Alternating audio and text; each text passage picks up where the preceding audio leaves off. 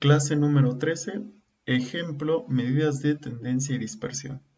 Entonces se nos presenta el siguiente problema. Nos dice que un ingeniero está buscando determinar cuál es la cantidad ideal para los condensadores de su compañía. Entonces, para estudiar lo anterior se cuenta con los siguientes datos. ¿De acuerdo? Entonces, para determinar cuál es la cantidad de energía o volts que se le debe de proporcionar a los condensadores, tengo que utilizar las medidas de tendencia y las medidas de dispersión para el problema. Entonces vamos a calcularlas. Entonces continuamos y observamos que cada uno de los condensadores se le asigna una energía. Al condensador 1 se le asigna una energía de 1.2 volts, al cuarto condensador uno de 5.2 volts y así sucesivamente. Entonces, lo primero que tengo que hacer es calcular el promedio y el promedio se calcula mediante la ecuación de la sumatoria de todos los valores de los condensadores entre el número de condensadores. Entonces, yo identifiqué que el número de condensadores es 10, n es igual a 10, y tengo que hacer la sumatoria, pero esta vamos a hacerla de una manera sencilla. Entonces, me dice que yo tengo que sumar todos los valores para calcular el promedio y posteriormente dividirlo entre n, que es el número de datos. Entonces lo divido entre 10 porque en este caso tengo 10 condensadores únicamente y me da que cada condensador le tengo que suministrar una energía de 3.7 volts. Entonces este es el promedio y ese es su significado en el problema. Entonces son 3.72 volts por capacitor o condensador. Entonces, hay una manera más fácil de calcular el promedio. El promedio también lo podemos calcular mediante la función que se llama promedio directamente en Excel. Entonces, la función promedio únicamente seleccionamos todos los valores y me arroja el mismo resultado como observan, ¿no? Entonces, de esta manera se calcula el promedio en Excel. Entonces vamos a continuar con la mediana. Entonces lo primero que tengo que identificar es qué tipo de conjunto de datos tengo. ¿Y qué quiero decir con esto? Es si es conjunto par o es conjunto impar. Entonces contamos los condensadores y observamos que son 10. Por lo tanto, el conjunto de la muestra es par. ¿Y cómo se procede cuando es par? Pues tenemos que ordenar esta cantidad de datos, los copiamos y los pegamos aquí y mediante la instrucción de ordenar en la pestaña de ordenar y filtrar le indico que los ordene de menor a mayor y se dan cuenta este tipo de datos ya se ordenaron de mayor a menor. Por lo tanto, ¿cómo calculo la mediana en un conjunto de datos par? Yo tengo que seleccionar aquellos dos valores que se encuentran justamente a la mitad. ¿De acuerdo? Entonces seleccionamos, entonces se dan cuenta, aquí hay un valor, otro y otro. Asignamos uno por izquierda y por derecha y nos damos cuenta que los valores que se encuentran en el centro son aquellos que pertenecen a 3.3. ¿De acuerdo? Entonces, si se dan cuenta, estos dos valores son el centro del conjunto par. ¿Por qué? Porque de este lado hay 4 elementos o 4 condensadores y por el fondo más arriba hay 4 elementos. Entonces, la ecuación que yo les comentaba en las diapositivas es igual a la suma de estos dos valores, es decir, de 3.3 más 3.3 entre 2. ¿De acuerdo? Y la mediana resulta ser 3.3. Entonces, una vez calculado la mediana, también podemos calcularla mediante una función sencilla. Y la función sencilla es buscar únicamente mediana. Y selecciono los datos y automáticamente me va a dar el valor en el centro, ¿no?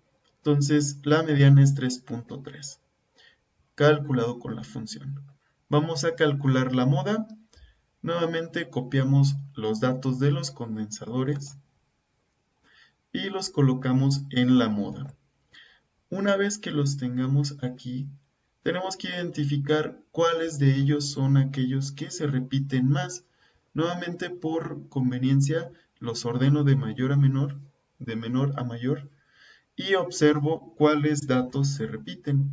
Entonces, en la diapositiva, en la clase 12, yo les comentaba que aquellas distribuciones donde se repiten dos veces algún valor o algún dato, como en este caso, a este tipo de moda se le conoce como bimodal, que tiene dos modas, y así sucesivamente si tuviera más.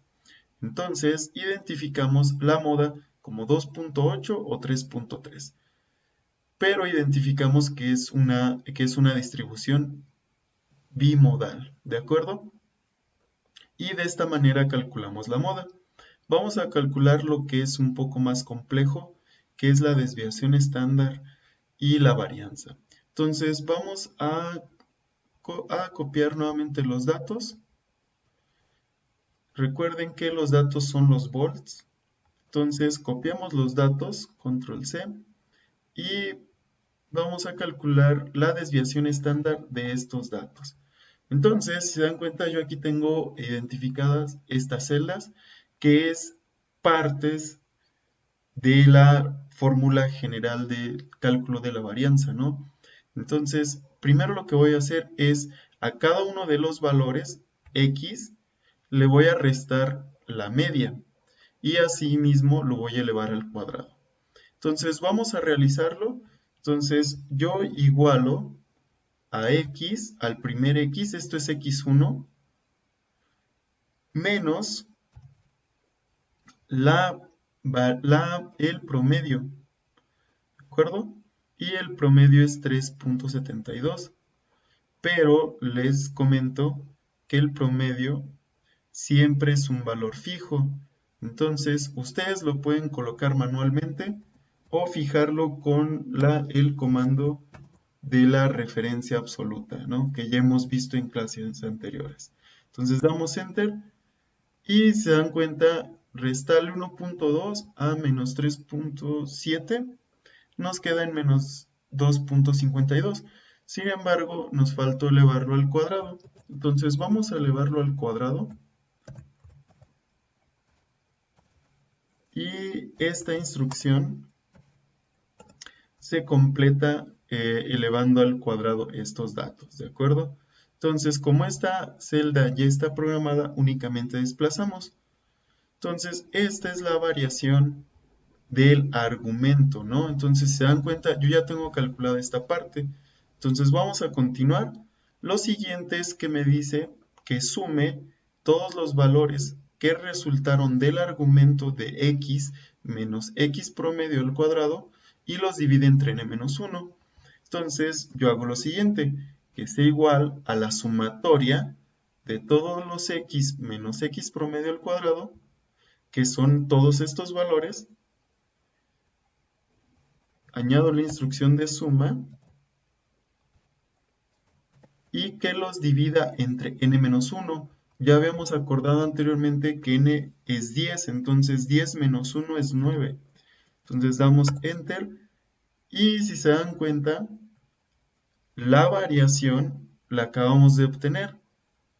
Es decir, esta celda es la varianza. ¿Por qué es la varianza? Porque aún no le he sacado la raíz cuadrada. ¿Qué pasaría cuando le saco la raíz cuadrada? Cuando le saco la raíz cuadrada a esto, si se dan cuenta, esto es s cuadrada. Entonces, la desviación estándar es s, lo que tengo aquí. Y si se dan cuenta, yo ya calculé esta parte. Entonces, lo único que resta para calcular la desviación estándar es hacer igual a la raíz de este valor. Y terminamos y calculamos la desviación estándar. Entonces, esto es la varianza y esto es la desviación estándar.